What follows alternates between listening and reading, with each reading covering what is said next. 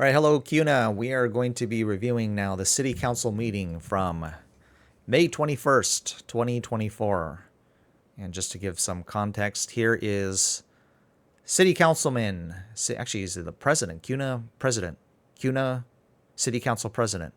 This is the day of the elections. And so, this is in the evening. So anyway, let's... probably wanted to get through it. So here is the agenda. And see if there's anything.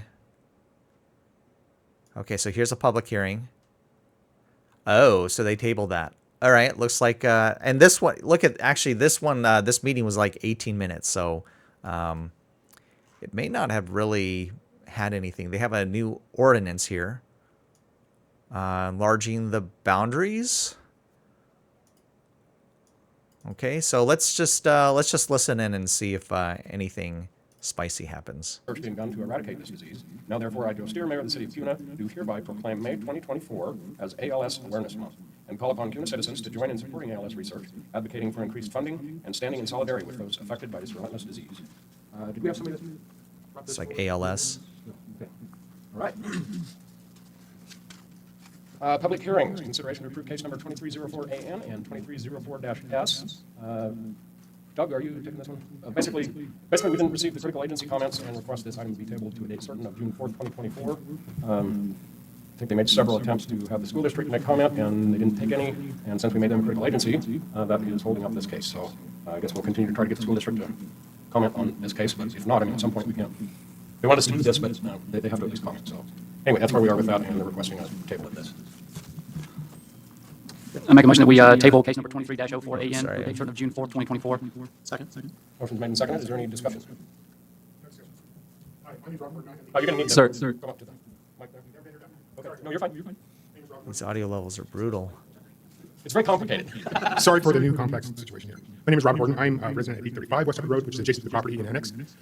My concern is that in the past, I have been denied my irrigation rights, which are fully paid and acknowledged by the irrigation district, and would like to make sure that it's entered to the record that before this project go forward that they be reinstated because they have been denied by the applicant. Okay, we'll check into that. What was your name again? Robert Horton. Thank you. Did you say Horton? Horton. 935 West Hubbard Road. Irrigation. Thank you for your consideration. It's a big issue. Good that gets staff home. All right, we got a motion and a second. Oh, okay. Good evening, Mayor, Council members. Danielle Horace, 711 East Porter, Kuna School District. I just want to acknowledge that we understand that we did not submit for this, and I wanted to explain why. Just on Tuesday, we did supply a new letter that we will supply to packets like this. We wanted it to go through our trustees, and we needed it to match the new zoning ordinance changes. So we've made a significant shift in, I guess, the language and how we communicate and what we include in our letter, but we needed that to go through our school board. So that did just happen on Tuesday. So you won't see that again, and I apologize for the delay, but we wanted that language to be aligned.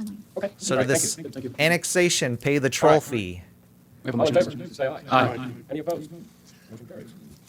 Discussion of possible use of solar-powered streetlights in the city limits. Bobby Withrow and Bobby Henson. Mayor, Council, for the record, Bobby Withrow, 751 West 4th Street. As you guys may or may not know, my department is in charge of taking care of the streetlights in our city. And a lot of them, right now, we're going through some upgrades where we're upgrading the bulbs from low sodium to LED. And with that, we've had a few requests over the years to add a streetlight here or there because it's too dark in that area. When we've looked at it in the past, it has been non-cost effective to go in because of the price of power and how much it costs to get there. Now they're coming out with solar-powered streetlights, and we have had one at our shop off of Shoreline for 2 years now. And I think it's something we need to look into to help illuminate those dark areas for our citizens throughout the city. Right now, there's nothing in code that says we can't do it. With that said, there's also nothing saying we can. So we wanted to pick a spot that we've identified and try it out for about 6 months, and then come to report to you to see if it's actually feasible to do projects like this in the future. The solar ones, the upfront cost is going to be cheaper because we don't have to run power to them, and with that, we won't have to pay the monthly power bill on those as well, which isn't, I don't think it's too extreme, but we wouldn't have that. The downfall with these are they're not going to be as bright as our main street lights, so we're not going to be able to switch them out totally for subdivision lights. These are only to help, like I said, illuminate the dark areas we have, mostly in the old part of town. With that, I stand for questions. Okay, yeah. If we I don't understand a lot of the mechanical part of it, but would we be just replacing the light and the charge system at the light, or do we have to replace the whole stanchion? Councilman Laraway, these are, we have to replace the whole thing. In the cases I'm talking about, there's nothing there. So we'd actually put a concrete pedestal and then a light on top of that. So it would be brand new. And that costs right around $6,000 for everything, for the concrete and the light. If we go solar. If we go the other way, the street light itself is $4,500 plus the cost of getting power to it, which I can't tell you off the top of my head what that is, because the distance is going to be different every time. Is this something that planning and zoning is keeping a watch on for future development? Like maybe we should require developers to put solar in? For the record, Doug Hanson, Planning and Zoning. Bobby and I have worked back and forth on this quite a bit, had a lot of conversations.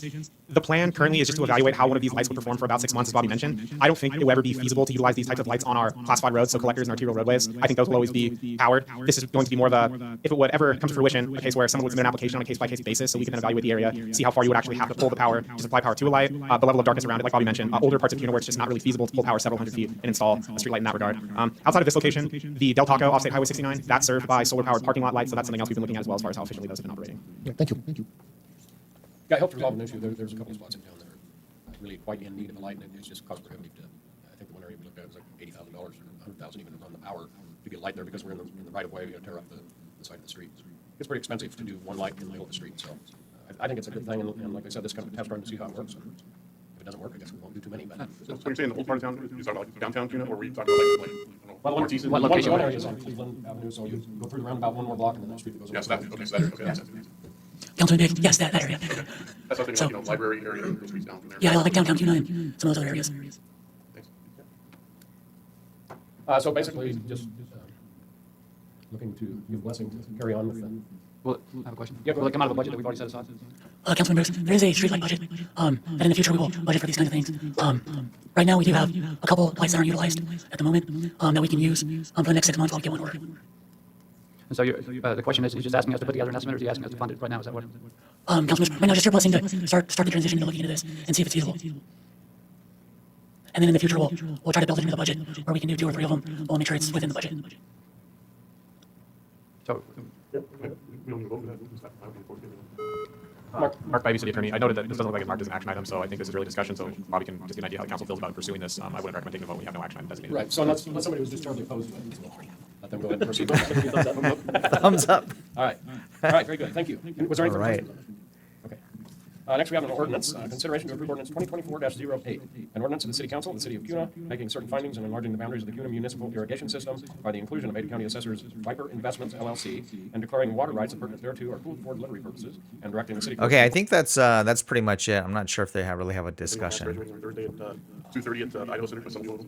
Okay, so yeah, I mean that's the major thing is solar powered street lights, which will be cheaper than getting direct lights, and like they were saying, rights of way. I mean, I'm dealing with this with the subdivision, utility easements, having to deal with ACHD. If you're having to cut across, you're having to bore. If there's concrete already there, I mean the list goes on.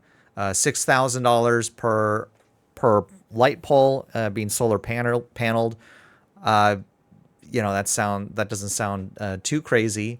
Yeah. So yeah, and the lights, of course, they're not as bright. This is not something you can do on main roads, but it can, like they were saying, help for the less lit areas. Regarding batteries, of how long these last, arguably will 6 months be enough to measure it?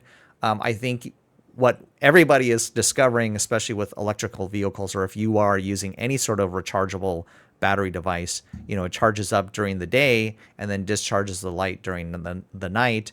And those batteries, especially when you're dealing with extreme colds and heat, they just don't last very long. So you look at, like your cell phones, for example, right? Like how long the battery lasts for that. Maybe it's like a couple of years if you're, constantly cycling through it, draining it.